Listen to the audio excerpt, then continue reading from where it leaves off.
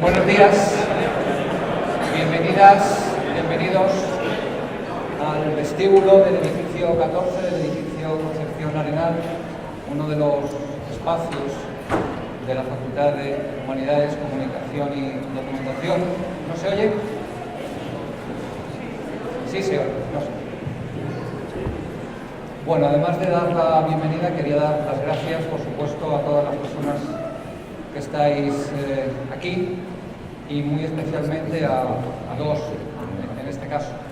Por un lado, al profesor Manuel Palacio, que ha sido decano de esta facultad en los últimos 8 años y esta es su primera lección inaugural que va a tenerlo a él como profesor asistente, ahí por la fila 5. Y al profesor Carlos Tibó, a quien le pedimos hace ya algunos meses que nos ofreciera la lección inaugural y aceptó, y es desde luego también para nosotros una enorme satisfacción contar con él hoy aquí. La presentación del profesor Tibó la va a hacer el profesor Antonio Gómez Ramos, el vicedecano de Humanidades, así que yo, más allá de dar la bienvenida y dar las gracias por la asistencia, además nutrida, voy a ser muy breve, pero sí hay una idea que esta mañana estaba dando clase ahí en el aula 10 a estudiantes de primero y, bueno, siendo un vestíbulo un lugar de paso, de tránsito, de encuentro, de prisas, me gustaba mucho pensar que uno de los profesores más veteranos de la Facultad y de la Universidad Carlos III se iba a encontrar con grupos de estudiantes que están en sus primeros días aquí en la facultad y en la universidad. Y me parece que no es algo que haya que pasar por alto, haya que ignorar. Creo que precisamente esa transmisión de conocimiento, ese pasar testigos, ese pasar conocimiento, es seguramente una de las razones fundamentales de nuestra presencia aquí. En estos tiempos en los que se pone tan en duda el trabajo que se hace en las universidades, creo que estos actos dan fe, dan testimonio del rigor, del esfuerzo, del interés y del entusiasmo con el que muchas personas trabajamos en esta y en otras universidades, y también, viendo la presencia de estudiantes, del interés con que ellos están aquí, la curiosidad que tienen y las ganas por aprender y por escuchar. Por tanto, creo que es un motivo de celebración y creo que es una manera magnífica de empezar este curso 18-19. Espero sea muy bueno para todas las personas que formamos parte de la Facultad de Humanidades, Comunicación y Documentación. Termino ya con esto y le paso la palabra al profesor Gómez Ramos, que nos va a hacer la presentación del profesor Tibó. Muchas gracias.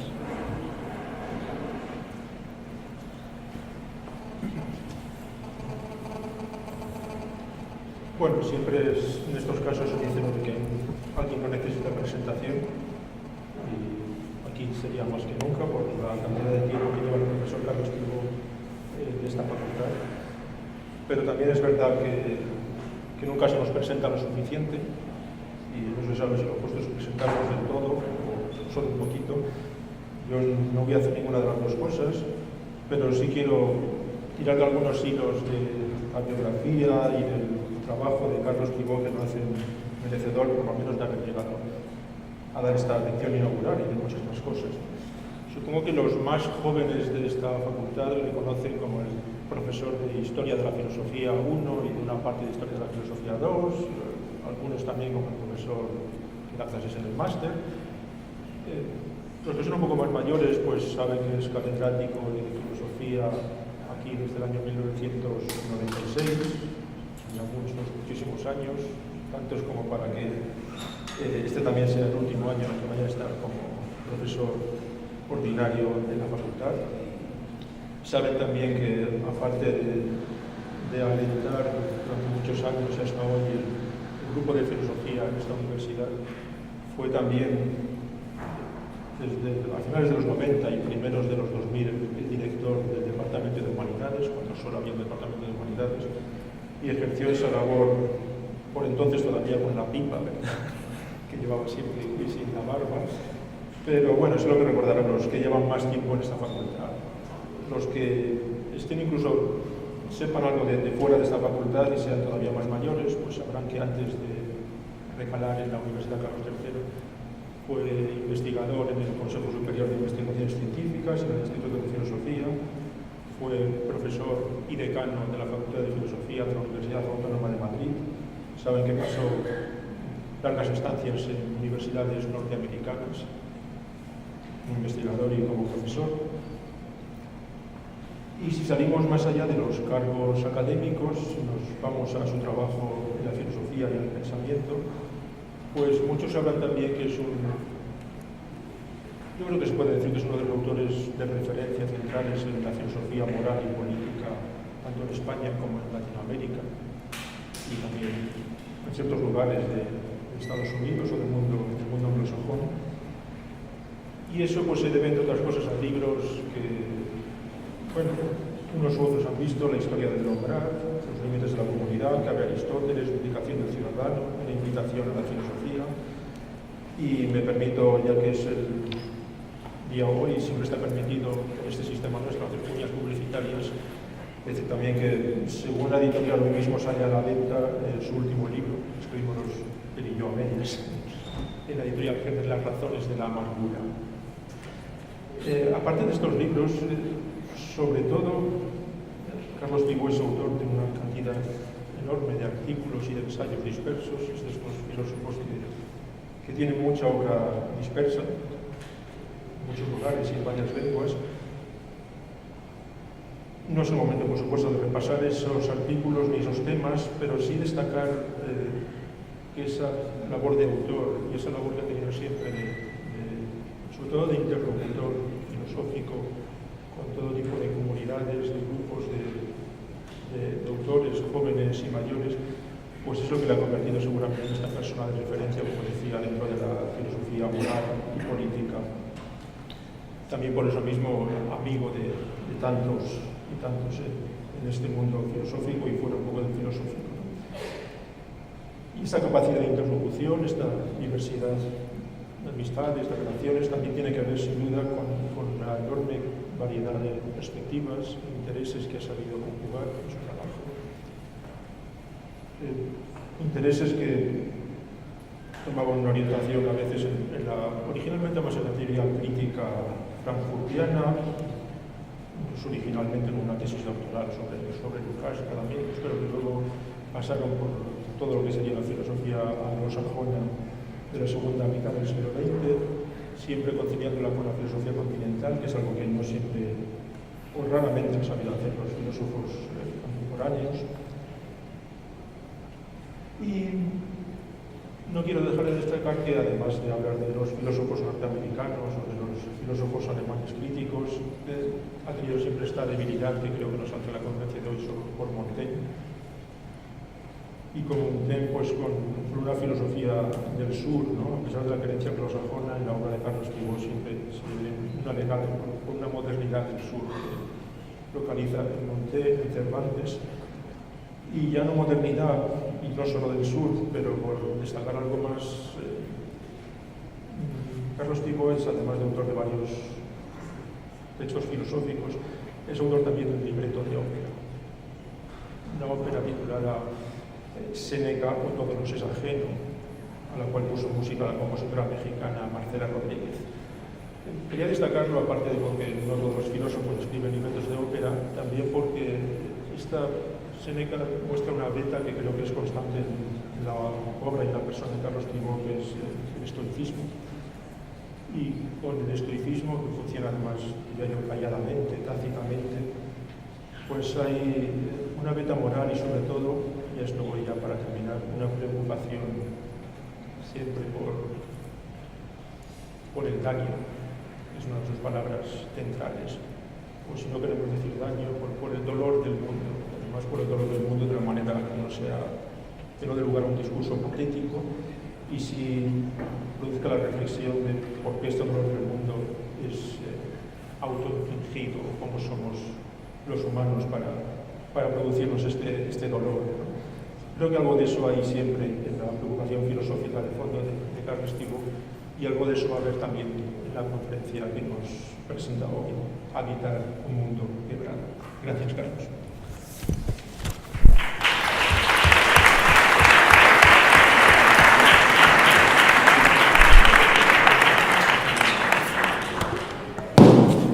Gracias a ti, Antonio.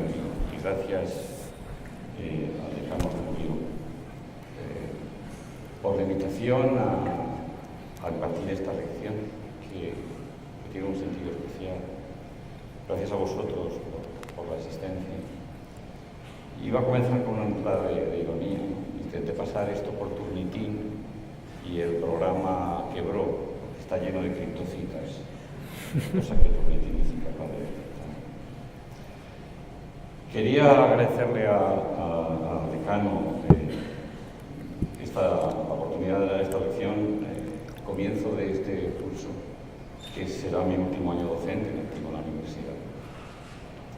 Y esta circunstancia me lleva a presentaros una intervención que está cargada de ciertos significados y quizá quedan claros al explicar su título. Hay al menos dos motivos que me han llevado a tomar el tema que enuncia esta conferencia, Evitar un mundo quebrado, para esta primera y última lección, ¿no? En primer lugar, lo que voy a llamar una indagación sobre la vía negativa, cuya intención central voy a intentar desarrollar. Ese ha sido el tema y el motivo filosófico que me ha venido ocupando los últimos años, cuando he dado clases y cuando he escrito sobre las formas y el significado del daño al que ha aludido Antonio, las formas del dañar, de la forma negativa de las relaciones entre las personas. En segundo lugar, estimo que la conciencia y la reflexión sobre las heridas del mundo y sobre las demandas intelectuales, éticas, políticas y ciudadanas que esta quebradura nos presenta es y debería ser ambas cosas. El motivo, a veces oculto, a veces patente, de lo más relevante de la reflexión en el mundo contemporáneo. Si la filosofía, y este es un tópico que es el propio tiempo histórico aprendido en el pensamiento, propondría que las hendiduras de lo real son y deberían ser el motivo latente o la tonalidad musical de aquello que comprendemos de nuestra humanidad, las humanidades, de aquello que nos hablamos y de lo que nos comunicamos, la comunicación, y de aquello de lo que vamos levantando acta en el pensar sobre nuestro tiempo, la documentación. Por eso, de distintas maneras, entiendo, o sugiero más bien, que esta reflexión sobre las quebraduras del mundo y sobre no solo cómo entenderlas, sino sobre todo cómo habitarlas, está en el centro de lo que son tareas intelectuales y docentes de nuestra actividad como institución, como facultad. La filosofía no solo describe, interpreta, comunica y eleva acta de lo que sucede.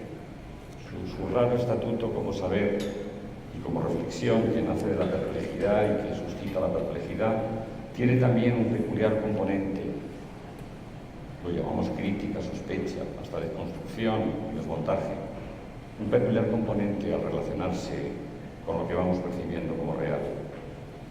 Enuncia y propone descripciones o interpretaciones de lo que sucede, o recoge las que sean hegemónicas de un lugar y un momento, e indaga su razón, su justeza, su validez.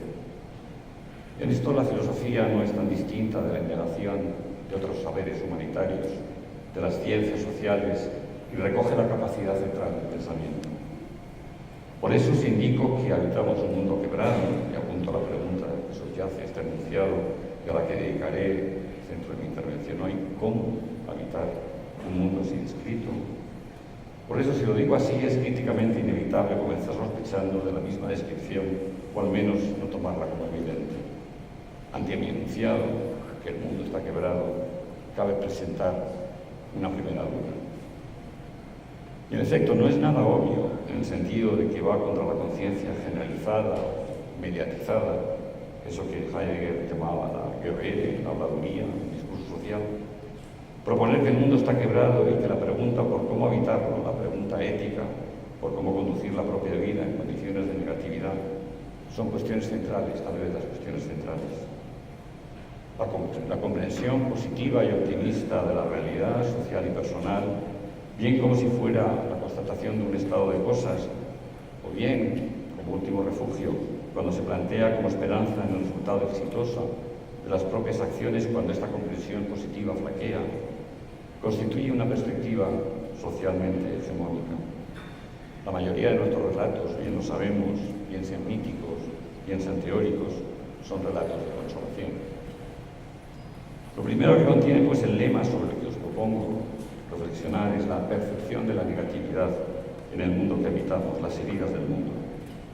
Esta idea de negatividad, de lo negativo en el mundo, se enfrenta a dos grandes concepciones de la prioridad de lo positivo. La primera, apresurada, formula que vivimos en el mejor mundo posible. Su versión metafísica, en la que no puedo entrar en el detalle que quizá requeriría, es el optimismo ilustrado de Leibniz. Habitamos el mejor mundo posible. Su versión popular nos la presentó Voltaire en la entrañable pero ridícula figura del doctor Pangloss, el tutor de Cándido en la deliciosa novela anónima de Voltaire. Todo, incluyendo, empezando por los infortunios, como el terremoto de Lisboa, o las desgracias provocadas por la mano humana, puede ser descubierto como positivo, como si teleológicamente enunciara que no hay mal que por bien no venga. Hay una segunda forma más matizada de esta concepción de la prioridad de lo positivo, que ni es tan metafísicamente insostenible como la de Leibniz, y tan ingeniosa o torpemente consoladora como la de Pangloss. Me refiero a la idea meliorista del camino de lo peor a lo mejor, según la cual una mirada larga sobre la evolución de las sociedades humanas muestra una disminución, por ejemplo, de la violencia, las guerras o la muerte de los humanos a mano de los humanos. De diversas maneras, e incluso aunque no tengamos la confianza ilustrada en un incuestionable progreso de la razón en la historia, ni podamos esgrimir garantía alguna contra la sospecha de que podemos estar caminando al borde del abismo, por ejemplo, en lo que atañe a la sostenibilidad misma de nuestras sociedades en un ecosistema que se devasta, cabe pensar, propone esta forma de meliorismo, que la racionalidad que se va construyendo en la historia es capaz de pensar qué formas de acción habrían de contraponérsele a esos males. Los sólidos argumentos de Stephen Pinker en nuestros días han ido en ese sentido. No puedo tampoco entrar en su detalle, pero creo que resumo bien su idea al señalar que determinadas adquisiciones o construcciones institucionales, desde el Estado hasta el derecho, desde la socialidad de las costumbres al perfeccionamiento de las formas de comunicación, tienen el doble resultado de permitirnos, primero, percibir mejor en qué anduvimos errados, en qué había quebrado el mundo, y segundo, de ir construyendo, elaborando mejores barras contra las negatividades, la esclavitud, la dominación de género, la pobreza, que han estado uniformemente presentes en la historia. Creo que podemos coincidir en que esta concepción meliorista, expresada incluso como una concepción ilustrada que matiza en múltiples maneras su optimismo, está a la base de los entendimientos de las sociedades democráticas contemporáneas. A pesar de que el meliorismo parte de una concepción negativa de lo anterior, e incluso de la actual, que será también una anterior en algún momento exitoso posterior del futuro, creo que esta concepción sigue concibiendo que lo que prima, lo que es relevante, lo que articula nuestras comprensiones, nuestras acciones, nuestro conocimiento y nuestra ética, lo que metafísicamente expresa lo real y determina nuestros conceptos, es alguna forma de comprensión, como la he llamado, positiva, del bien. En las versiones melioristas, generalizadamente la nuestra, insisto, el bien, aunque sea como rechazo de lo que ahora llamamos mal, da el mejor tono de lo que sea nuestra humanidad. Y no le faltan buenos argumentos, no solo ya historicistas, sino también metafísicos a esta concepción. O es un caso más en el que percibimos, creo que la metafísica está siempre ensoterrada, incluso donde menos se la sospecharía. Hay una beta platónica y agustiniana que se encarna en las reflexiones medievales, como la de Tomás de Aquino, pero que pervive en los racionalismos modernos, como en Descartes o en Spinoza, en el optimismo ilustrado de Leibniz o incluso en nuestro posmoderno meliorismo ya secularizado.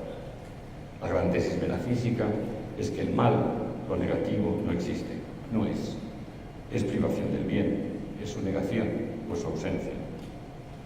Tampoco es el caso ahora de entrar en los torturados detalles de la historia de nuestras concepciones, sino solo de llamar la atención sobre esta primacía conceptual del bien sobre el mal, de lo positivo sobre lo negativo. me estoy acercando con cautela al centro de la intuición de lo que llamaré la vía negativa, que quizá pretenda sugerir que esa historia no casa ya del todo ni con nuestras experiencias y ni siquiera con la historia real, quizá otra historia alternativa propone, de nuestras mismas ideas, de nuestras filosofías. Las quebraduras del mundo no lo son porque el mundo anterior, de nuevo la edad de oro de Sion, fuera roto por la humana mano de hierro. Tampoco las quebraduras del mundo pueden ser pensadas porque sean suturadas con el trabajo de la razón, de las instituciones o de la empática sensibilidad de los humanos. La quebradura del mundo tiene, sugiere la vía negativa, una primacía real, es la primera negatividad de lo real. Esa es la raíz del pensamiento crítico que encarna la vía negativa. Frente a la confianza, la sospecha o la certeza de la quebradura del mundo, de la primera negatividad como raíz de lo real. Permitidme 2 minutos para darle un poco de cuerpo a esta intuición negativa. Podríamos hacer un relato más matizado de lo que he llamado hace un momento el meliorismo. Por ejemplo, como ha propuesto recientemente Hauke Brunhorst, un miembro de la tercera generación de la Escuela de Frankfurt, de la teoría crítica, podríamos escribir una teoría crítica de lo que él denomina las revoluciones jurídicas, que son el esqueleto de las construcciones sociales. Las tesis reconstructivas de Brunhorst, como un nuevo hegelianismo teñido de negatividad, de las miradas radicales del pensamiento político y social del último siglo, por ejemplo, del radicalismo de Barrington Moore o de la permanente reconciliación de Adorno, a la que luego regresaré. Con ese tipo de argumentos y sugerencias se articula sólidamente la idea de que el desarrollo de nuestras instituciones sociales, políticas y jurídicas es un proceso de reconfiguraciones y saltos impulsados por distintas formas de negatividad. Esas formas que se expresan en revoluciones conceptuales que antes fueron revoluciones históricas y revoluciones sociales. En ellas, los conceptos siguieron el camino de las protestas, de los conflictos, de los desacuerdos. También cabe decir, siguieron el camino de la violencia. Tampoco es el momento de exponer el detalle de la reconstrucción de este nuevo hegelianismo negativo que hereda tanto del marxismo y del pensamiento crítico contemporáneo. Pero para lo que estábamos, quisiera retener de entrada la idea de que incluso este tipo de reconstrucciones, todavía meliorista, me pregunto, de los procesos evolutivos sociales, nos muestra caminando por la fuerza del motor de la negatividad que, como el viejo topo de la metáfora de Marx, oza su camino en la historia. Incluso si pensamos la historia como un proceso de evoluciones y revoluciones, lo que priman son las fuerzas de las negatividades y notar que ya empiezo a utilizar un término plural. ¿Podemos, me pregunto, seguir pensando en la primacía del bien sobre lo negativo? Tal vez no, porque lo real mismo se ha ido mostrando como primariamente quebrado, unas fracturas que llamamos así no porque hayan sido algo que rompe lo antes entero, ni hayan torcido lo antes tieso, sino porque, si me permitís seguir utilizando ese tipo de metáforas, porque las sociedades con varia fortuna han ido suturando esas quebrantaduras originales. Y son esas suturas a las que les llamamos el bien. No importa tanto ahora, una pregunta crucial en otros momentos de la investigación, si fue antes la fractura que su reducción. Probablemente ambas cosas, quiebras y suturas, hayan sido siempre simultáneas o hayan ido de la mano.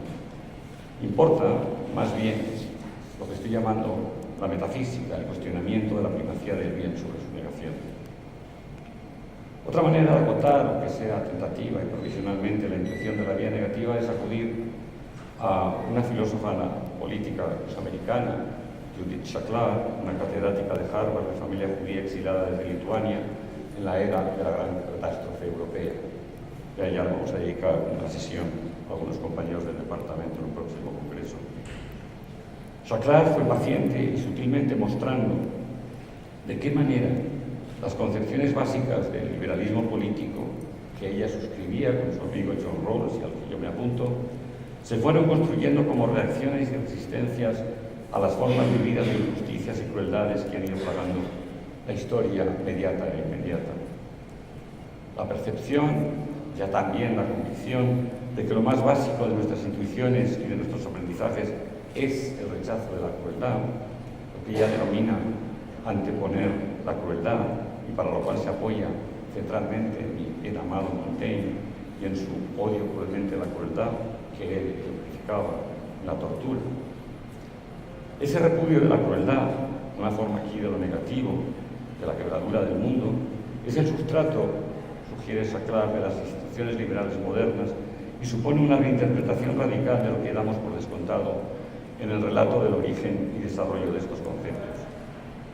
Frente a la narración canónica del origen conceptual en la razón, el hecho de la razón, diría Kant, de conceptos como el de dignidad o respeto o simetría o sencillamente justicia, Saclar sospecha que las experiencias de humillación, de desposesión, de crueldad física y moral están a la base de las frágiles barreras que contra esas realidades elevamos, es decir, de esos mismos conceptos. Así, la vía negativa no define el bien, sino el rechazo del daño. Parte de la experiencia primaria del daño, de lo quebrado. Los kantianos mandatos de la razón práctica, dice tal vez exageradamente Saclar, hieren a crueldad. No sé si tanto, pero ciertamente muchos de sus supuestos ejercicios lo han hecho y pueden hacerlo. Hágase la justicia y perezca el mundo. Tal vez, como han hecho otros filósofos contemporáneos, como Jim Hampton o Jay Bernstein, podemos releer a Kant sin tan cruel fiereza. Una hermenéutica de la magnanimidad, como la ha llamado Brandon y que a mí me gusta practicar, puede siempre recuperar de entre las cenizas de la historia incluso a pensamientos que ahora vemos vergonzosamente contaminados de eurocentrismo, de patriarcalismo o de racismo. Pero incluso esta posible actitud hermenéutica positiva refuerza la vida negativa. Por ejemplo, como los alumnos de historia de la filosofía clásica me han oído decir, cuando Aristóteles establece la diferencia entre los esclavos naturales que no tienen voluntad racional, una idea terrible, cruel, hiriente, y las mujeres, que la tenéis, pero que carecéis del dominio o del poder de su ejercicio, ubica, podemos decir ahora, podemos releer ahora, al patriarcalismo en el ámbito de la realidad política, de las formas de distribución de lo sensible político, por decirlo, con el giro de Rancière, no en la naturaleza. Da una tremenda vergüenza, lo sé, y si no una suerte de culpa filosófica, tener que lidiar con nuestras tradiciones intelectuales, que, como insisto, son crueles, hirientes y despreciativas de lo que no son ellas mismas. Hiere sobre todo su desatención, su incapacidad de escucha, su incapacidad de percepción. Y es que la vía negativa lleva consigo una vergüenza crítica hacia la tradición misma que la hace posible y con la que ella misma se enfrenta. Fijaros que estoy entonces de nuevo al comienzo, al decir que el mundo está quebrado y que la cuestión primaria es llegar a percibirlo así y preguntarnos por cómo evitarlo, no es nada obvio. Lo primero que se interponía, decía, es la percepción contraria, que vivimos en un mundo enderezado, que confiamos en que se enderezará. Ahora estoy apuntando que la percepción del mundo es una compleja maniobra epistémica, que está valorativamente cargada y que la percepción de la negatividad tiene primacía, por así decirlo, ontológica, consiguientemente ética, en esa percepción. Pero ¿qué es esa negatividad y con qué cargas nos lastra? He ido apuntando, fijaros, a realidades particulares, realidades institucionales, la esclavitud, la tortura, la desigualdad de género, el patriarcalismo, y a conceptos como la humillación, el no reconocimiento de la dignidad, la desigualdad y la injusticia, que dan cuerpo y realidad a lo que estoy llamando negatividad, a la primera negatividad de lo real. Para describir y percibir la particularidad de las quiebras del mundo, a lo que acudiré enseguida, pues ahí se halla, creo, en el corazón de las demandas que estas quiebras nos plantean, podríamos también acudir a otros lenguajes, por ejemplo, a los ciclos de experiencias de barbarie que han jalonado los últimos 100 años y que se encadenan unos con otros, reiterando realidades, encadenando aprendizajes, reproduciendo repudios. El ciclo de Auschwitz, el ciclo de las guerras coloniales, el ciclo del apartheid, el ciclo de los totalitarismos y el de las dictaduras, el ciclo de las guerras actuales en el que tantas barbaries anteriores se están encauzando. O podemos hablar en términos estructurales el ciclo de la pobreza y de la exposición laboral, de la discriminación por género y el de la desigualdad. Estos ciclos históricos, geográficos, conceptuales, resumen en una suerte de generalidad en tipos normativos, en experiencias, resumen en estos tipos experiencias particulares a los que cada día le va poniendo nombres propios, de lugares, de tiempos y de personas. La vía negativa nos reclama y nos exige que no retiremos la mirada de esos hechos y que vayamos acrisolando nuestro concernimiento por esas quebraduras del mundo. En cada uno de ellos se condensa y materializa el horror, la fuerza de la negatividad, la realidad de las vidas destruidas o devastadas, por emplear el término que utiliza Jay Bernstein.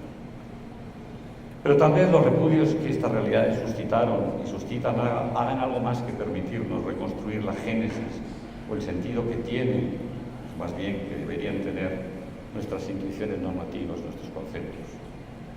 La vía negativa ha puesto en juego también, y ha tenido que hacerlo, diría, otras interpretaciones de lo que somos y de cómo somos las personas, de cómo son nuestras condiciones de existencia.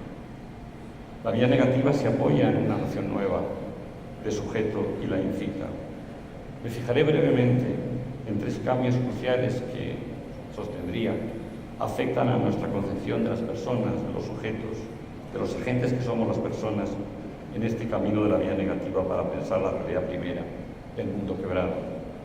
Me fijaré en el acento de la corporalidad humana y en su vulnerabilidad, en el acento en su precariedad social e institucional y en el acento en la relacionalidad de las personas como categoría central para pensarnos precisamente como sujetos, como agentes, como personas.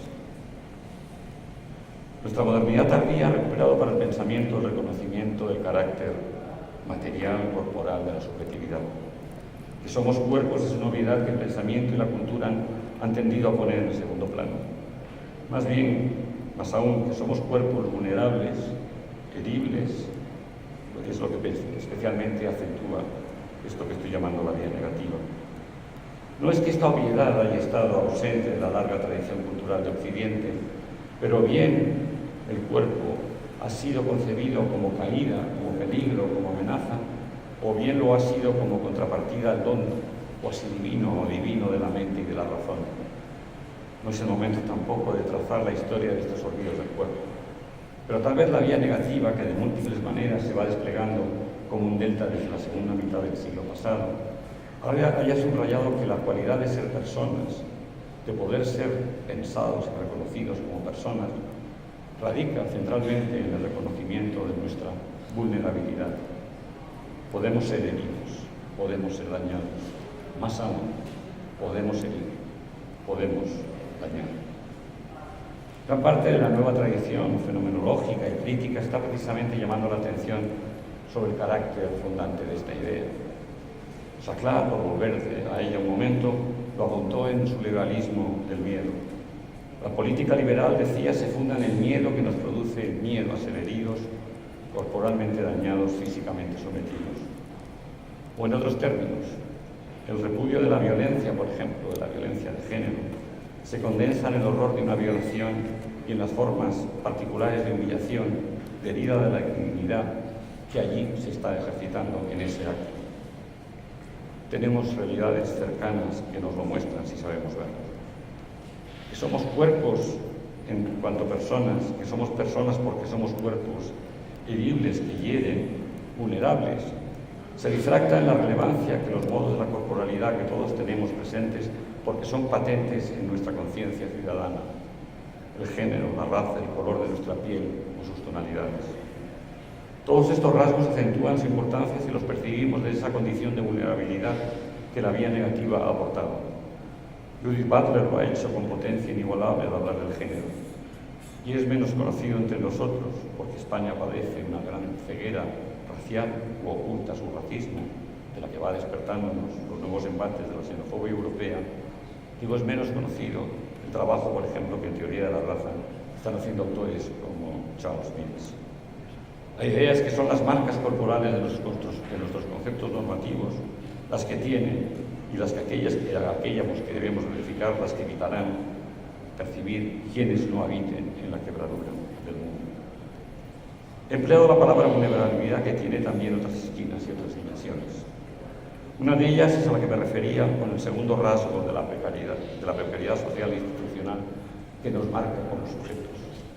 Aunque ciertamente la corporalidad marcada, genérica o racialmente no es una realidad al arbitrio de los individuos, sino que opera social y sistémicamente, la idea de precariedad paralela a la de la vulnerabilidad subraya ese carácter sistémico de nuestras fragilidades.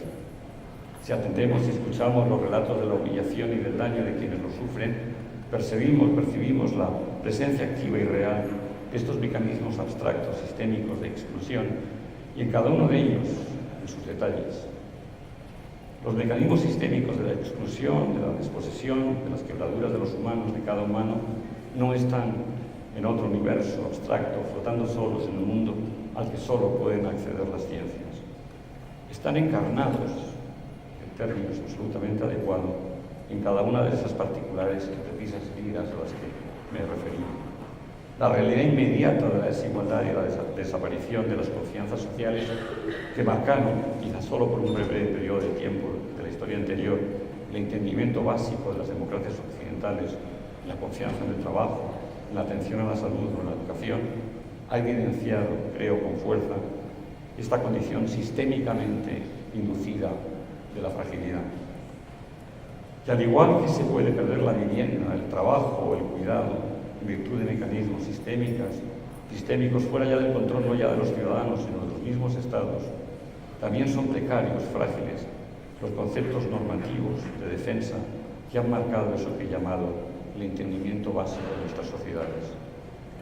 En la pérdida de trabajo, de vivienda, de cuidado, se pierde la dignidad. El liberalismo del miedo de Chaklar al que ha aludido tiene también miedo a su propia subsistencia, sabe de su misma fragilidad.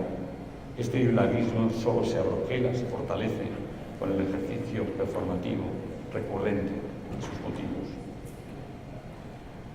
Este sujeto vulnerable y precario, algunos de cuyos rasgos he esbozado apresuradamente, aparece también como un sujeto que es sujeto porque es relacional, es una variable, decía en el máster, de una estructura de relaciones. Puede ser un mito, pero es un mito fundante de las maneras en las que nos pensamos. El sostener que el sujeto, eso que subyace a nuestra capacidad de hacer en el mundo, puede ser concebido como si estuviera solo ante el mundo. Creo que la vía negativa ha dado una fuerza especialmente importante no solo a las críticas de ese sujeto y a sus omnipotencias, sino también a la idea de que el sujeto lo es, si lo es, cuando lo es, porque es un sujeto relacional. Ello es relevante no solo en términos epistémicos, como podríamos llegar a conocer, a entender si no es en una trama relacional de razones y de confianzas, sino también en los términos de nuestras ideas normativas básicas. La dignidad, lo vemos, lo percibimos cada día, si abrimos un poco los ojos, no es tanto, como solemos decir, una cualidad inherente a la persona y que se niega cuando se la daña y cuando se la humilla, cuanto una dimensión de las relaciones en las que está implicado o no implicada para su poder ser reconocida precisamente como persona. Rawls, lo recoge su amiga Chaklar, señalaba que una sociedad no es justa, entonces ¿cuáles lo son?, si no articula todas sus instituciones básicas atendiendo a sentar las bases de nuestro posible o potencial autorrespeto como personas. Esto es mismo lo que está negando a millones de personas en el mundo, y aquí mismo. Son las formas relacionales que se habiten o las formas relacionales que se quiebren las que determinan que seamos o no personas. Las sutiles, terribles fronteras de la fortuna global marcan también los nichos de nuestros conceptos y existe una aterradora geografía de la desigualdad y la desigual aplicabilidad de nuestros conceptos normativos. ¿Y cómo puede habitar un sujeto vulnerable, precario, relacional en un mundo quebrado? La pregunta por cómo habitar un mundo injusto, por cómo es posible, si lo es, alcanzar una vida buena o recta en un mundo injusto, por cómo cumplir un ideal de realización y perfección de sí mismo en un mundo quebrado, la formuló Adorno en 1951 el mínimo moral. Siendo precisos, Adorno más bien afirmó que no cabe una vida justa o buena en una vida falsa. Con la pregunta de Adorno entro en la parte final esta lección. Recordemos dónde estábamos. La vía negativa decía, subvierte o invierte la primacía del bien sobre la quebradura del mundo.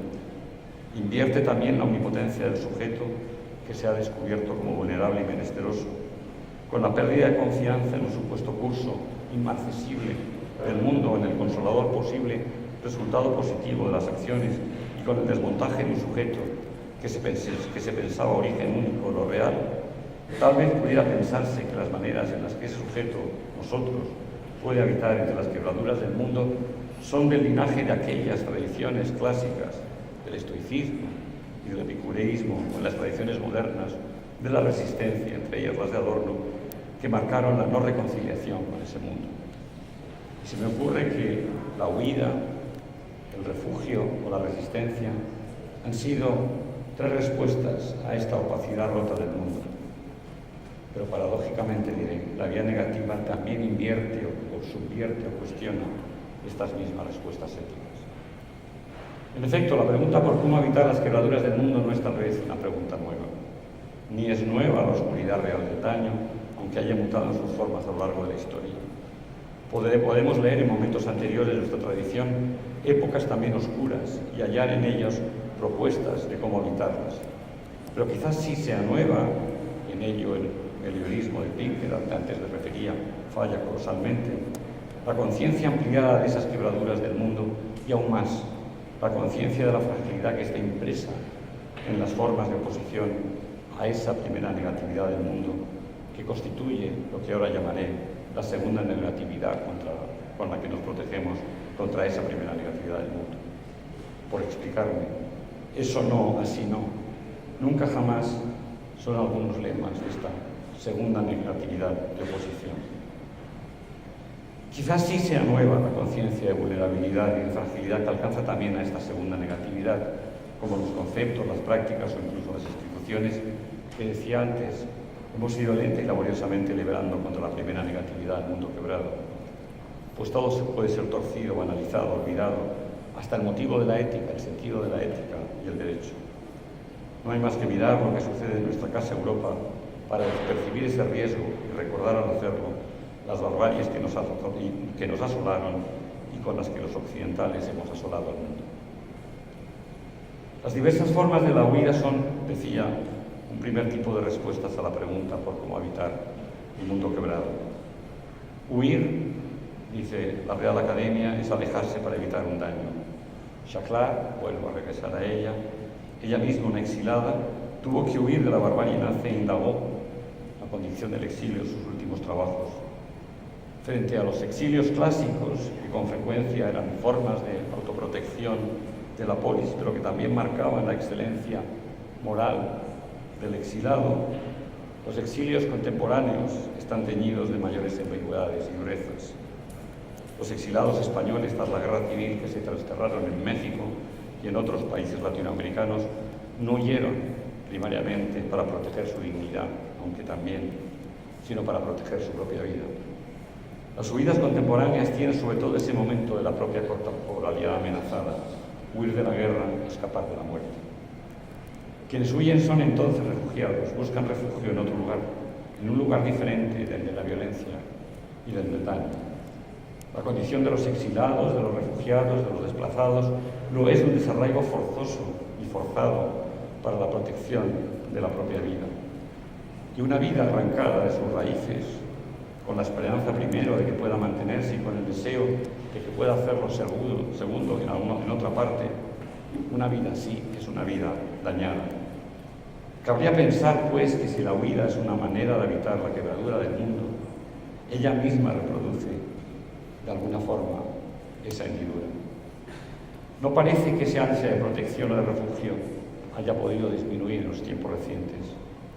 Los datos del meliorismo que apuntarían a la disminución de la violencia local o global deberían acompañarse de otros. Por ejemplo, de aquellos que nos recuerda cada día el alto comisionado de las Naciones Unidas para los Refugiados, ACNUR, una institución que se crea provisional al final de la Segunda Gran Guerra, creada para atender a los 37 millones de desplazados europeos. Esos datos de ACNUR que constatan el aterrador incremento de quienes sufren tal condición, ahora casi doblando aquel número y llegando en el momento presente a más de 68 millones. y además a dónde huir. El carácter sistémico y casi siempre sistémico y global de aquello de lo que se huye, las guerras, las violencias interétnicas, las dictaduras, la pobreza sistémica, el hambre, fuerza a buscar huecos de supervivencia que también sistemática y sistémicamente se niegan. Todo un entramado de responsabilidades políticas, económicas, pero también personales, se entrelazan en esos hechos y nosotros, ciudadanos europeos, tenemos una amplia carga de ellos. Pero más allá de ello, subyaciéndolo, la huida como salida moral frente a la quebradura del mundo, alguna suerte de exilio moralmente logrado, o es ya solo un escaso e hiriente privilegio de los poderosos, o es un sarcasmo hiriente cuando se dirige como posible respuesta a quienes están huyendo y ahogándose. Tampoco el refugio parece poderse ya recomendar, la segunda respuesta, como respuesta a la pregunta ética que estaba formulando. Al final del Cándido de Voltaire, antes cité, el protagonista formula el célebre apotegma, conocido como apotegma: es necesario cultivar nuestro jardín. Puede entenderse de diversas maneras ese texto conclusivo de la novela. Puede pensarse, como ha sido frecuente, que dadas las quebraduras del mundo no cabe sino refugiarse en el jardín privado, en el cuidado de sí privado, en el espacio privado de las amistades, como Epicuro, en su jardín. La impotencia que nos antenaza ante los procesos de nuevos sistémicos de nuestra condición quebrada, la acotación a algún ámbito donde sea posible el gozo, la amistad, la propia tarea, la propia casa, el propio jardín, parecería recomendar alguna forma de huida al refugio donde nos podríamos mantener a salvo. Esos fueron los exilios interiores que también marcaron la historia española en los años oscuros. Pero de nuevo la vía negativa, es decir, la mirada negativa que inquiere impertinentemente y sin cesar, muestra los límites y las falencias de esta respuesta, quizá también solo personal e individual, y por ello también merecedora de todo respeto. También esta salida parece tener que poner entre paréntesis las causas de los procesos globales, sistémicos, políticos, económicos, que causan las quebraduras del mundo, hasta hacerlas no relevantes o a lo sumo dejarlas como un solo ruido de fondo. Pero hay otra manera quizá de entender el apotegma de Voltaire, la llamada a cultivar el propio jardín. Quizá en efecto el drama de la acción humana, de toda acción humana, es que opera siempre en el terreno acotado de los motivos y de los fines, de la razón que trabaja la experiencia inmediata y conlleva así la focalización en lo que puede de hecho hacerse y alcanzarse, lo que hecho puede asumirse. Esta otra lectura de lo que Cándido nos dice puede incluso leerse como una responsabilidad inmediata de nuestra acción. No será tanto pues un refugio como el reconocimiento de la propia impotencia como reconocimiento de la propia impotencia, sino un reclamo por el poder de la acción inmediata posible. Y asumiéndolo con esto que llamo responsabilidad ante los otros y ante mí. Algo hay en la vía negativa que aconseja esta lectura. Recordaréis que indicaba hace un rato que los daños son concretos, particulares, y que en ellos se contenía la dimensión conceptual y normativa que está íncita en los lemas del esto no o nunca jamás. Cabría pensar, tal vez, que el reclamo de Cándido, más bien el mandato, es menester il faut cultivar nuestro jardín, resume también la responsabilidad global, normativa general por lo real que tenemos a la mano, lo único que tenemos a la mano. Quizá el refugio de Cándido, su jardín, pueda ser entendido entonces como alguna forma de resistencia. La tercera alternativa, es el término grande que empleó la tradición emancipatoria y que resume la fracturada ética de Adorno. Y cómo no va a estar fracturada la ética, si está fracturado el mundo. En su caso es la resistencia contra el pensamiento que se reconcilia con las quebraduras del mundo, que las toma como si fueran aberturas, ventanas de oportunidad se llaman, más que hendiduras. Epicteto, nos relata Adriano, decía que los humanos podemos hacernos piedras. La politosis, así la llamaba, la petrificación, puede serlo de nuestro intelecto o de nuestra vergüenza. Lukács, Marx y Hegel hablaba de reificación o de cosificación. Adorno emplea también el término cosificación. Y quizá la resistencia comience entonces por la oposición a que se nos convierta en cosa, en piedra. A dejar en suma de ser humanos por causa, decía Epicteto, del intelecto, pero también cabe añadir con él por el entumecimiento de nuestro sentido social que aparecía en su texto como vergüenza. Pero entonces la resistencia a la petrificación de la propia subjetividad tendrá que estar coaligada a la resistencia a la pérdida de vergüenza, a la quiebra de los vínculos de confianza y de relacionalidad que nos hacen a los humanos. Creo que eso es también lo que sugiere Butler de su lectura de Adorno. La resistencia, viene a decir, no es solo tarea de la crítica y de la teoría, de la filosofía, sino también de nuestra corporalidad, de nuestra pluralidad relacional con los otros. Quizá estas formas que he someramente explorado en respuesta a la pregunta sobre cómo habitar un mundo quebrado os hayan sonado insuficientes y parciales. Fijaros que no he incorporado ninguna llamada a enderezar esta torcedura del mundo, pero no niegan lo que he dicho ni su relevancia ni su importancia. Más bien, estas formas, mis sugerencias, incorporan, o al menos la resistencia final a la que he aludido lo hace, la postulación contrafáctica de otro curso del mundo en el que no exista el daño. Esta postulación es contrafáctica porque se opone, como la vía negativa, hace a los hechos innegables del daño, esos hechos que las posverdades de nuestro tiempo declaran irrelevantes, como dice Fernando González. Los hechos, las realidades están, no moralmente urgentes oponerse a ellos. Pero quizá no haya podido yo incorporar estas llamadas a la resistencia o a la revolución por un problema mayor con el que quisiera ya concluir. Partía hacia el comienzo del problema metafísico de cómo lo negativo podría anteceder a lo positivo, en el orden de lo real de la primera negatividad y en el orden de la acción de la segunda negatividad que niega esa primera.